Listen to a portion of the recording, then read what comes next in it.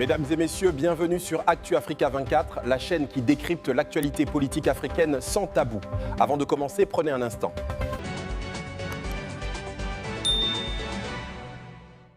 Tourouette.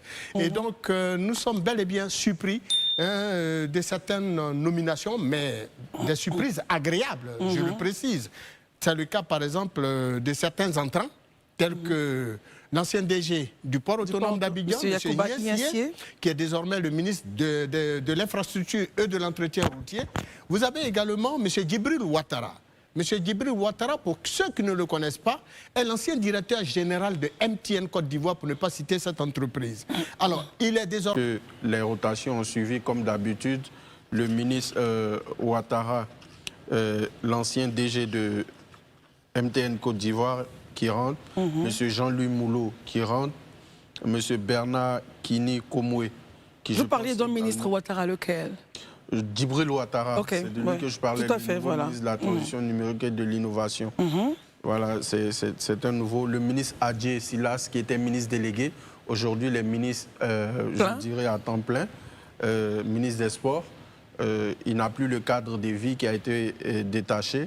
Et la plus grande nouveauté pour moi, pour ce gouvernement-là, c'est la nomination d'un vice-premier ministre, parce que c'est une fonction à laquelle on n'est pas forcément habitué. Et ce portefeuille-là revient naturellement au ministre d'État, à l'ancien ministre d'État, ministre de la Défense. Il est toujours ministre de la Défense. Il reste il est ministre de la Défense, mais je dis que l'appellation, c'est plus ministre d'État, c'est vice-premier ministre, ministre de la Défense nationale, je pense. Donc, il revient à M. Ténébrahima Ouattara, qui est connu pour avoir dirigé un ministère comme le ministère de la Défense, qui est un des piliers de l'État de Côte d'Ivoire. Et d'ailleurs, dans tous les pays sérieux et dans tous les pays, pour ne pas dire dans tous les pays, le ministère de la Défense est un peu le cœur de l'État parce que c'est celui qui gère l'armée. Et quand on connaît les missions de l'armée, on sait toujours que c'est un ministère sensible. Donc, il y a cette nouveauté-là. Il y a aussi le départ de l'emblématique ministre de l'Agriculture, M. Adjoumani. Pourquoi emblématique? Bon, je veux dire que c'est l'un des rares à avoir occupé un poste ministériel pendant une vingtaine d'années. L'autre, c'était M. Patrick Hachi, qui aujourd'hui est président de l'Assemblée nationale. Donc, il y a ce départ-là. Mais il y a aussi le départ, comme vous l'avez rappelé, de celui du ministère des Affaires étrangères, qui est remplacé par Mme Kaba Nialé, qui était au plan, qui reprend le portefeuille du ministère d'État, ministère des Affaires étrangères. Mais il y a aussi... M. Mamadou Sangafoua, par exemple, qui reste à son poste, comme beaucoup d'autres. Mais il y a aussi quelques ajustements. Il y a le ministre Souleymane Diarra qui passe au... On va tourner. Vice-versa, Alors, monsieur Dr Kwame, voilà. Merci, madame. Première réaction à chaud, justement, de ces 34 ministres. Pour nous, l'analyse, si vous le voulez bien, portera juste brièvement sur les ministres que plutôt sur les défis du contexte ivoirien. C'est cela. Le contexte ivoirien aujourd'hui, qu'est-ce qu'il est? On a une croissance robuste. Cette croissance n'a pas été répartie de manière unanime. Et les défis persistants, si vous avez tous écouté le discours du président de la République, c'est la gouvernance. Et donc aujourd'hui, il faut que la gouvernance de manière centrale et la confiance du public renaissent. Sûrement pour cela qu'il y a certains nouveaux, nous reviendrons là-dessus. Il y a le défi de la transformation économique et inclusive. Vous avez vu M. Djibril Ouattara, que je connais depuis très longtemps. Vous avez aussi le défi politique et institutionnel. Vous avez des nouvelles têtes, des gens qui, même quand ils prennent la parole, sont apaisés. Et donc, le président aura besoin de ça. Et enfin, là où je voulais m'arrêter un peu avant de passer au deuxième point, quelle typologie de gouvernement pour répondre à ces défis-là? Dans le principe, on pouvait dire qu'on pouvait avoir un gouvernement purement politique, mais c'était risqué, parce qu'un gouvernement purement politique ne peut pas faire le job actuel du contexte. On pouvait dire aussi qu'on voulait un gouvernement purement technocratique. C'est ce que beaucoup attendaient. Or, les technocrates, souvent, ne sont pas élus. Donc, il y a un risque de légitimité si on prend qu'un gouvernement technocratique.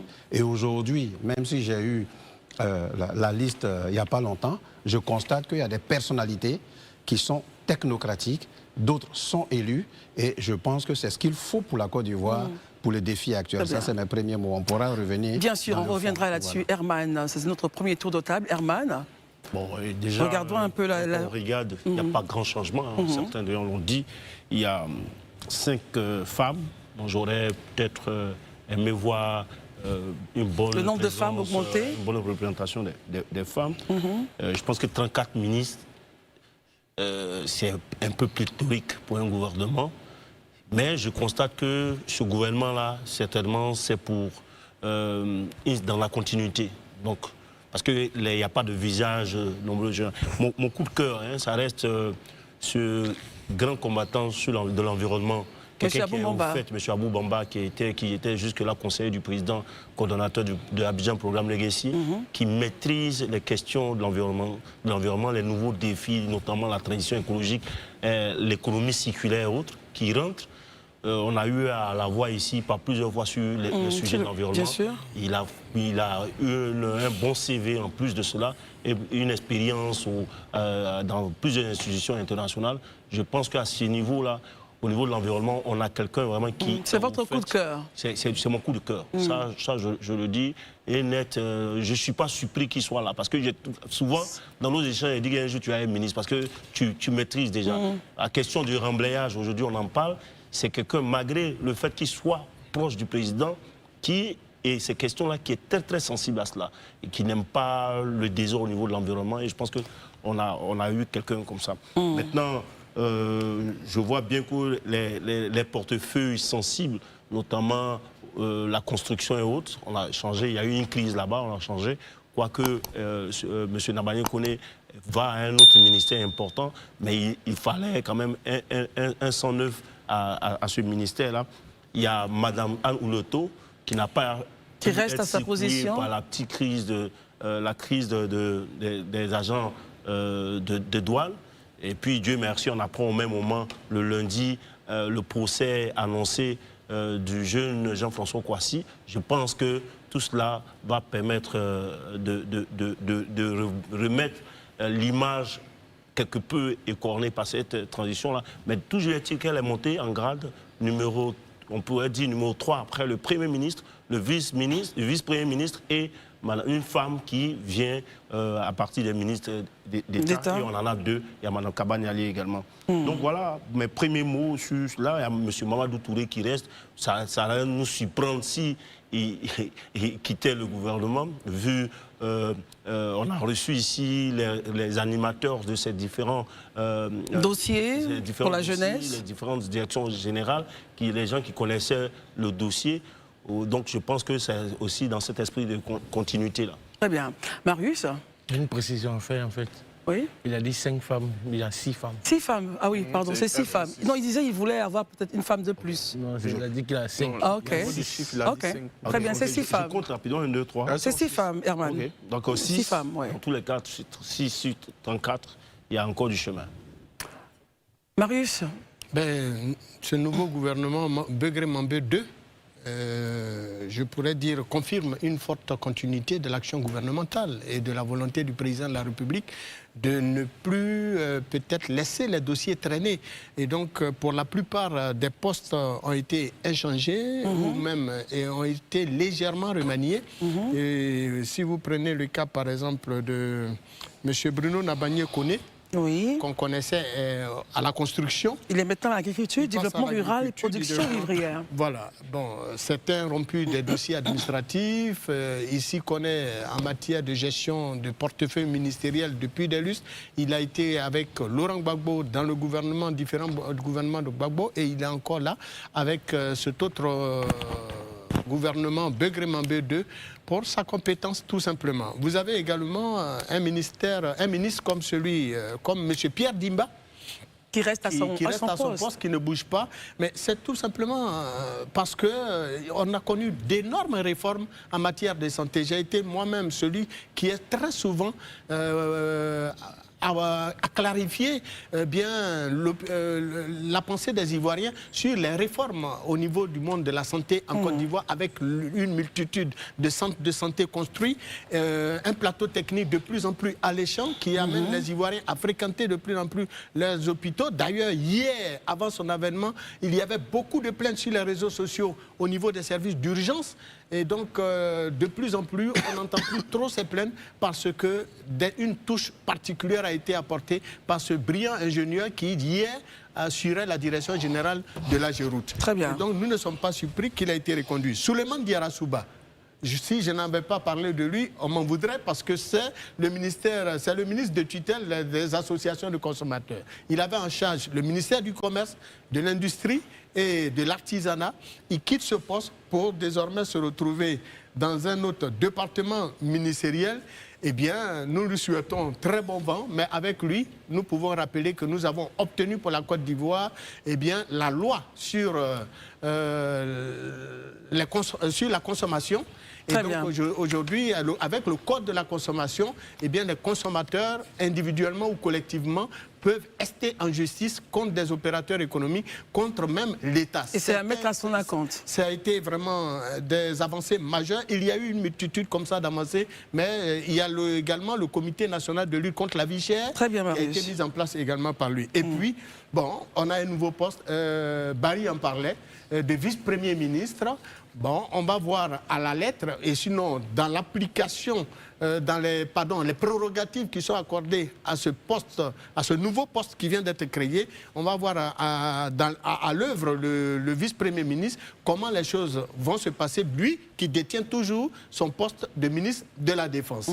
Et Très puis, bien. vous Pour avez terminer. également, enfin, le ministre Khalil. Voilà, le ministre Khalil Konaté, Ouattara, oui. voilà, ministre Khalil Konaté, qui hier Oui. donc Ibrahim Khalil Konaté, Ibrahim ministre Khalil du Konaté, Commerce. Oui. qui hier était donc à la digitalisation, au ministère de la digitalisation, et qui passe dans un autre département ministériel. Et enfin, vous avez Bernard Kini Komoué, grand cadre de la République, grand cadre de l'administration ivoirienne, qui a piloté pas mal de dossiers au niveau du ministère de l'Agriculture. Il vient d'être nommé ministre délégué auprès donc de ce département ministériel, le ministère de l'Agriculture. Très bien. Bravo à lui. Et puis maintenant, Hiensier, finalement, pour terminer. Ancien DG du Hiensier, port. ancien DG du port, avec qui nous avons eu quelques bruits lorsque justement la question des taxes douanières avait été évoquée, la question des taxes à l'importation d'un certain nombre de produits avait été évoquée, mais nous ne manquons pas de rappeler, c'est un brillant cadre de notre administration et il mérite bel et bien que le président de la République lui confie un poste aussi important comme le ministère dont il a la charge désormais. Daouda, j'allais dire vos premiers mots, comme lorsqu'on fait des interviews, vos premiers mots après donc la formation de ce gouvernement, avant le second tour de table. Je pense que j'avais acheté beaucoup de costumes, des croisés et autres. Je pensais que j'allais être nommé aussi, mais malheureusement, je n'ai pas été appelé. Voilà, je portais beaucoup de croisés. Il faut aller revoir ton marabout. Je les ai fait tomber. Non, Très bien. Christelle, pour être plus sérieux, je pense que déjà, quand on regarde le discours du Premier ministre, il a donné son gouvernement deux. Il a dit qu'il fallait rester il allait rester dans la consolidation des acquis, de l'accélération des chantiers structurants et l'amélioration des conditions de vie des populations. Donc, quand on lit sa feuille de route que lui, il a, forcément, il ne fallait pas s'attendre à grand changement. Je pense qu'à plusieurs reprises, ça a été dit sur ce plateau. Voilà. Donc, il y a eu juste quelques jeux de chaises musicales. L'architecture. Voilà, c'est la même architecture. C'est vrai que mon ami Herman voulait qu'il y ait plus de femmes, mais moi, il y a quelque chose au niveau des femmes qui m'a véritablement marqué. C'est qu'il y a deux femmes qui sont aujourd'hui consolidées. Quand on regarde la ministre d'État, ministre de la fonction publique et de la modernisation de l'administration, elle reste toujours ministre d'État. Donc, dans l'ordre protocolaire, elle est en deuxième position. Oui. Après, on a une nouvelle femme qui rentre. Il s'agit de Kaba Niali, qui aujourd'hui est encore ministre d'État. Donc en réalité, dans l'ordre protocolaire, en termes de pouvoir, je pense qu'aujourd'hui, le président Alassane Ouattara donne du pouvoir aux dames, même s'il n'y en a pas d'autres qui sont rentrées, mais au moins elles sont consolidées dans leur positionnement. Et ça, c'est très important. Après le vice-premier ministre, ministre de la Défense, on a donc la numéro 2, la ministre d'État, Anne Désiré Loto. Numéro 3, Numéro 3, Kaba Niali. Ministre d'État. Pourtant, avant, elle n'y était pas. Donc, je veux dire, concrètement, il y a une consolidation de leur position. De leur position. Ça, c'est déjà important. Maintenant, comme toi, Herman, mon coup de cœur, c'est véritablement Abou Bamba. Donc, je pense que tous ceux qui veulent devenir ministre cherchent à passer sur ce plateau. Peut-être que Christophe Kwame, on ne sait jamais. Peut-être que dans le prochain gouvernement, votre nom y sera. Merci. Maintenant, l'autre chose aussi qui est importante pour moi, c'est M. Bruno Nabagnan Koné. Moi, personnellement, je l'appelle M. Réforme. Je l'ai connu lorsqu'il était comment on appelle ça, à l'économie numérique. Mais aujourd'hui, qu'on le veuille ou pas, toutes les grosses réformes qu'il a eues à l'économie numérique, c'est Bruno Nabagnan Koné. J'en suis témoin. Après, l'économie numérique, il s'en va à la construction. Qu'on le veuille ou pas, c'est vrai qu'à un moment donné, il y a eu des polémiques, mais il y a eu des réformes. Il y a eu des réformes en matière d'acquisition du terrain. Donc aujourd'hui, sûrement qu'au niveau de l'agriculture, il va aller apporter encore un plus, sa patte, et je pense que c'est déjà très bon. L'autre chose qui, pour moi, est vraiment, je pense que là où on va faire peut-être la discussion, c'est le poste de premier vice. C'est ça, non, le vice-premier ministre. Voilà, C'était dans le second tour de table, mais allez-y déjà, allez-y. Je pense que c'est là qu'il y aura peut-être... Comment est-ce que vous le comprenez, ce poste, Daouda? Non, déjà, comment est-ce que je le comprends? Je pense que déjà, d'un premier temps, c'est une montée en puissance de Téné Birama Ouattara.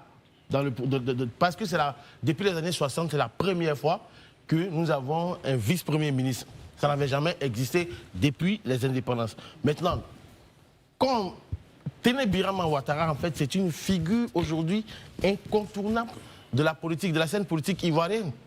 Quand on sait le département qu'il a géré, je pense qu'il a hérité d'un ministère de la Défense, mais il y a eu un travail formidable qui a été fait. Regardez dernièrement, comment on appelle ça, les élections qui viennent de se produire. Mais c'était assez dur parce qu'en interne, il y avait des pressions, mais au-delà de l'interne, il y avait des pressions, mais en externe, il y avait des pressions. Chose qu'il a véritablement bien gérée. Maintenant, l'autre chose qui est aussi importante et sur laquelle il faut attirer l'attention des uns et des autres, parce que on lit tous dans les médias sociaux et autres, certains estiment oui, c'est le frère, c'est ceci. Non, moi, je ne suis pas dans ce débat-là. Moi, je souhaiterais qu'on Pour vous, c'est la compétence qui a primé. Pour moi, non, au-delà même de la compétence. Avant, Téné Birama Ouattara, on l'appelait photocopie. Mais aujourd'hui, tout ce qu'il appelle, c'est IBO ou bien Téné Birama Ouattara. Parce qu'il a su, avec le temps, s'affranchir du nom de son grand frère. Donc, il a mis son travail au devant de tout. On ne l'assimile plus à son frère, mais on l'assimile au travail qu'il a fait. Donc, pour moi, le fait qu'aujourd'hui, M. Téné Birama Ouattara soit le vice-premier ministre, ça veut dire que c'est une figure avec laquelle il faut compter dans les années à venir. Maintenant, pour terminer, ceux qui diront peut-être que oui, c'est le frère et autres, vraiment, j'ai envie de dire, c'est pas la première fois dans le monde. C'est pas inédit. Voilà, on se rappelle que Kennedy, en son temps président, son frère était dans son gouvernement. Il était procureur général. Il était procureur général. Mitterrand avait son fils qui était monsieur Afrique. Et en Pologne, on a eu des frères, un qui était président et l'autre était vice-premier ministre. Les frères Kaczynski. Donc, ce n'est pas nouveau que les gens sortent de ces lubies-là. Le monsieur, est-ce qu'il est compétent? Oui. Est-ce qu'il peut le faire? Oui. Donc, après ça, on passe à autre chose. On revient donc à notre tour de table. Nous sommes à 23, messieurs, donc on va aller dans la célérité dans l'information. Docteur Barry, maintenant de façon pratique, quand vous regardez l'architecture, Daouda s'est appesanti sur la fonction de vice-premier ministre. Lorsqu'on a fait évidemment la ligne ouverte, certaines personnes voulaient comprendre. Comment est-ce que vous apercevez donc cette thématique-là? Comme Daouda l'a dit, est-ce que pour vous, c'est la fonction, la compétence, il a réussi à remplir sa mission de sorte qu'il est indispensable à cette position? Christelle, le ministre de la Défense, s'il n'avait pas des acquis, je ne pense pas que le président l'aurait reconduit. Ça, c'est clair. Je vais vous donner un seul exemple. La gestion du dossier du 43e BIMA et du camp de l'Homo Nord avec la France, la renégociation de l'accord militaire entre la France et la Côte d'Ivoire. C'est vrai qu'on me dira que le Premier ministre Ahmed Bakayoko, paix à son âme, avait commencé à restructurer le ministère, mais je pense que le ministre Téné Birama Ouattara, il a imprimé une marque au ministère. C'est quelqu'un qui ne parle pas beaucoup. Il est plus un homme d'action qu'un homme de parole. Et en termes de réforme, il y a aussi les partenariats militaires. On a tous vu le défilé lors de la fête d'indépendance organisée à Bassam. Vous y étiez, on a vu le détachement. Bouaké. Non, Bassam. à Bassam, l'armée populaire de Chine. Ok, donc l'année surpassée. On aurait cru, on a toujours étiqueté la Côte d'Ivoire comme un pays du giron français, alors qu'aujourd'hui, on a un partenariat avec les États-Unis qui commence à prendre forme.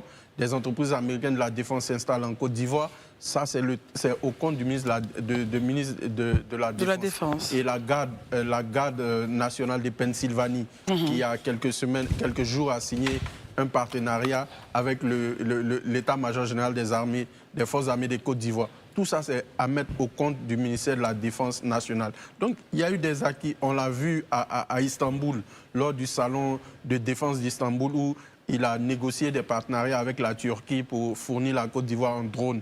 Et il l'a dit récemment, il n'y a pas longtemps, il envisage de développer une industrie militaire locale pour assurer une certaine autonomie. Alors donc, selon vous, tous ces accomplissements méritent le fait qu'il soit nommé vice-premier ministre. C'est ce que vous dites? Oui, on peut ne pas l'aimer, mais les faits sont là. C'est que les éléments que j'ai donnés, ce sont des faits qui existent, qui sont vérifiables. Les images, la communication a été faite autour.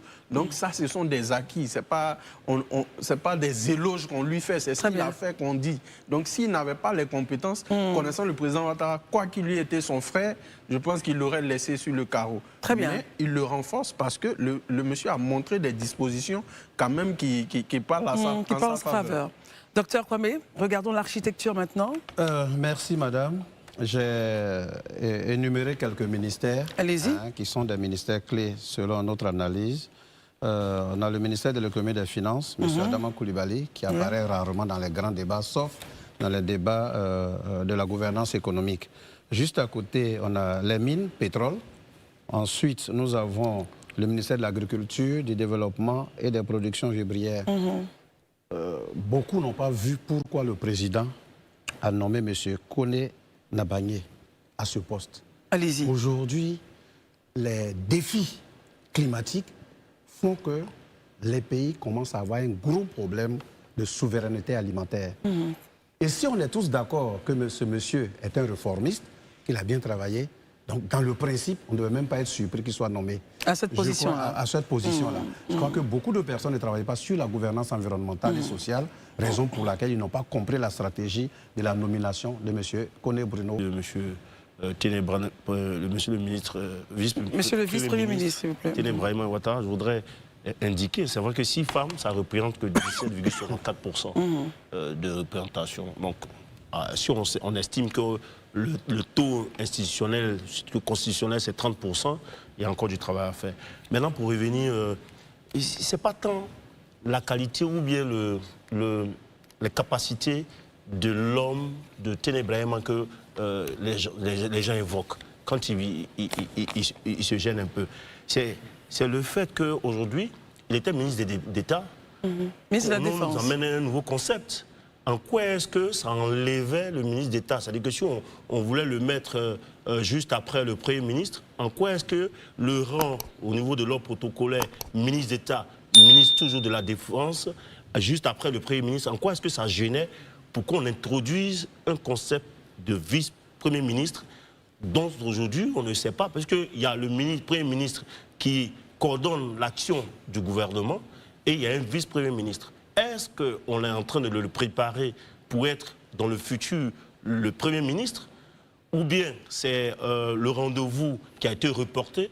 C'est pourquoi les Ivoiriens s'interrogent. Sinon, on le sait, avec la paire qui formait, le duo qu'il forme avec le ministre de l'Intérieur, le général de corps d'armée Vagondo Diomandé, au ministère de la Sécurité, on a réussi à calmer une certaine, enfin, à répondre aux défis sécuritaires au niveau et même au niveau de la défense. Donc, pour moi, c'est un peu peut-être ces questions. Donc, c'est à ceux qui le mettent en mission de vice-premier ministre d'expliquer, puisque c'est un concept nouveau pour les Ivoiriens. Quoique, en 1956, paraît-il, le 59, je crois. 59, le ministre Oufou-Boigny avait choisi quelqu'un pour être vice-premier ministre. Mais 60 ans après, peut-être même plus, il faudrait bien qu'on nous explique le pourquoi de cette nomination, surtout qu'on était habitué au ministère d'État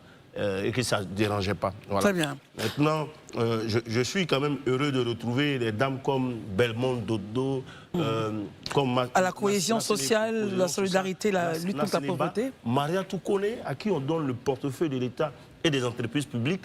On sait le travail qu'elle a, les réformes qu'elle a initiées au niveau de l'éducation nationale et de l'alphabétisation, quoique secouée quelque peu par la crise à la prime revendiquée par les enseignants de ce secteur-là.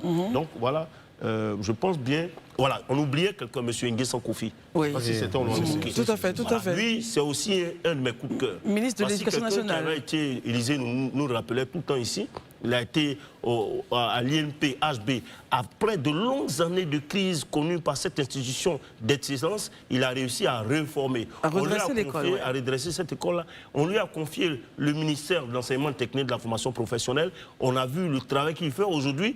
Croyez-moi, il y a beaucoup d'élèves qui souhaitent aller à l'enseignement technique. Bien sûr. Parce que là-bas, quand on finit, on sait où aller et il y a souvent des opportunités. La discipline, les uniformes et tout cela. Donc, qu'on lui confie, en plus de cela, maintenant, l'éducation nationale, après le travail fait par professeur Maria Toukone, je pense qu'il pourra apporter sa touche et faire en sorte que ce secteur-là, longtemps emploie à des crises, des revendications, ça et là, puisse être apaisé. Très bien. Marius Komoé, votre regard sur l'architecture, regarde aussi les positions donc, du ministère des Sports confirmées, M. Adjimet Silas confirmé ministre, et puis voilà, le ministre délégué. On regarde aussi les positions des ministres délégués. Allez-y. Ben, quand on sait ce que le football est devenu en Côte d'Ivoire et dans sa généralité... Est devenu, a toujours été. Hein. Ah non, non, depuis, n'oubliez pas qu'on avait... traîné un temps soit peu, on avait donné des inquiétudes, j'allais dire froides, aux Ivoiriens lors de la CAN qui s'est organisée ici, à Abidjan, avec cette forte défaite face donc, à la Guinée équatoriale, qui a obligé le président Ouattara à remanier automatiquement son gouvernement et donc à nommer Begré Mambé. Le président a remanié... Non, plutôt, voilà. A dû donc faire appel à M. Begré Mambé en lui confiant le ministère des Sports. C'était avant. Oui, bien sûr. C'était avant le match, avant la CAN. C'est qu'il y a eu l'affaire des Ebimpe où il y a eu de l'eau au stade. Voilà. C'est ce qui a et c'est juste après ça que... Très bien. Et après, donc, de la CAN, ce dossier donc, a dû amener donc, le président de la République à confier plus de responsabilités au Premier ministre au niveau du sport qui, à son côté, s'est adjoint donc, les services du ministre Silas. Et on sait aujourd'hui ce que le monde du sport en général nous a produit avec donc, notre qualification au mondial. Et donc nous ne sommes pas étonnés que M. Adjé Silas soit encore reconduit à son poste. Très bien, regardons. Soit même confirmé. Oui. Mais je voudrais m'appesantir sur le cas de Ibrahim Khalil Konaté, qui était donc à la digitalisation et qui désormais atterrit au ministère du Commerce, de l'Industrie et donc de l'artisanat. Bon, on nous dit que c'est un monsieur qui adore les gros dossiers, qui aime les transformations. Il a fait avec le secteur de l'économie numérique, qui est aujourd'hui sous coupole de M. Djibril Ouattara, ancien directeur général de MTN, mais qui a été également directeur général de Canal Plus Côte d'Ivoire. Bon, voilà, c'est quelqu'un qui également... On aura donc des réformes. Oui, bien sûr, en matière d'économie numérique. Et c'est des gens qui sont des experts dans leur domaine et qui ont servi à divers titres, tant à l'extérieur qu'au niveau national. Et nous espérons que M. Khalil Konaté aidera donc la Côte d'Ivoire. Pour ceux qui parlaient tantôt de lutte contre la vie chère, eh bien, nous espérons qu'avec lui, nous pourrons, un temps soit peu, régler durablement la question de la lutte contre la vie chère par de nouvelles réformes telles qu'entreprises par son prédécesseur, M. Merci beaucoup. Alors, Daouda, j'aimerais qu'on regarde quand même le ministre des Mines, du Pétrole et de l'Énergie. M. Mamadou Sangafoa Coulibaly n'a pas bougé. Avec les nouveaux enjeux, justement, et les nouvelles découvertes de la Côte d'Ivoire, on monte d'un cran? Bon, pour des réformes et pour d'autres projets. Il est important parce que forcément, au deuxième tour, j'allais revenir sur Mamadou Sangafoa. N'oubliez pas que c'est sous Sangafoa qu'on a découvert le gisement Baleine et Calao avec l'entreprise italienne Eni. Tout à fait. Donc, je dis... Exploité plutôt. Voilà, exploité par Eni, merci beaucoup. Donc, quand on regarde toutes ces grosses réformes ces contrats qui ont été signés et autres avec ces grosses entreprises, on parle il y a un gisement aurifère de classe mondiale qui a été tout à fait. Il y a des contrats qui ont été signés. Christelle, de vous à moi, en toute honnêteté, est-ce que vous pensez que quelqu'un qui a su ce type de dossier, c'est le moment de l'enlever, de le faire changer de poste? Ben non, il est connaisseur du sujet. Pour parler comme Marie, il est sachant du dossier. Donc ça ne sert à rien de l'enlever. Et je pense que c'est tout à fait normal que M. Sangafoua reste véritablement à ce poste. Et véritablement, il a toute mes admirations parce que aujourd'hui, grâce à Sangafoua, les gens qui parlaient de, comment on appelle ça, du traité, de l'accord de partenariat avec Eni, selon les informations que j'ai, c'est que l'État de Côte d'Ivoire a 51%. Or, avant, dans le temps, on n'avait pas ce type de pourcentage. Voilà, de revenue sharing. Aujourd'hui, on a une grosse partie. Donc je veux dire, il faut le laisser à ce poste-là. Maintenant, l'autre chose qui, moi, véritablement... Il aille plus loin encore. Comment? On observera. Non, merci. J'ai pas compris. Non, je voulais qu'il faut qu'il aille plus loin encore. Mais bien sûr, non. 60%, 70% pour la... Non, mais M. Christophe, je vous comprends très bien. Mais déjà, 51, c'est quelque chose. Parce que quand on part d'une base, il faut aller sur ce qu'on avait avant et ce qu'on a aujourd'hui. Très bien. Je pense qu'avec le temps, parce que je n'ai pas toutes les infos, mais je pense que quand Eni, forcément, rentrera dans ses fonds, le reste va commencer à revenir à la Côte d'Ivoire. N'oublie pas aussi les réformes au niveau des prestations de services. Donc c'est un peu ça. Et on déjà, poursuit. au niveau de... Il a aussi mis une réforme qui est très importante, c'est que dans tous ces gisements, que ce soit aurifères ou bien encore pétroliers, le contenu local. Exactement. On a discuté ici de Le contenu local. Le fait que la grande partie des entreprises qui devraient travailler sur Eni, Baleine, les Calaou, travailleurs sont ivoiriens. Tous les prestataires seront des Ivoiriens. Et je pense que si les Ivoiriens avaient fait un tour au salon des exploitations minières qu'on a appelé Silex, ils allaient voir de plus près ce que M. Sangafoua est en train de préparer en termes d'énergie pour la Côte d'Ivoire. Daouda en chute. Dernière des choses, je pense que il y a une chose pour revenir, je pense que Yaman est venu, il se disait oui, mais pourquoi? Non, moi je veux dire, le président de la République, c'est un peu comme M. Christophe Kwame qui est le président des civis. C'est bien cela, oui. Voilà. Donc je pense que son cabinet, il est libre de choisir dans son cabinet qui il veut, comme il veut et où il le souhaite. Donc qu'il prenne Tartampian, qu'il prenne, comment on appelle ça, qui soit qu'il va prendre, c'est son cabinet. Parce que nous l'avons élu, on lui demande des résultats. Ce que nous, population de Côte d'Ivoire, on demande à M. Alassane Ouattara, ce sont des résultats. Donc, il faut qu'il mette des hommes en qui, forcément, il a confiance. Je ne pense pas qu'à Civis, vous prenez des gens à qui vous n'avez pas confiance. Non. Est-ce que vous le faites? Non. Alors voilà. Merci.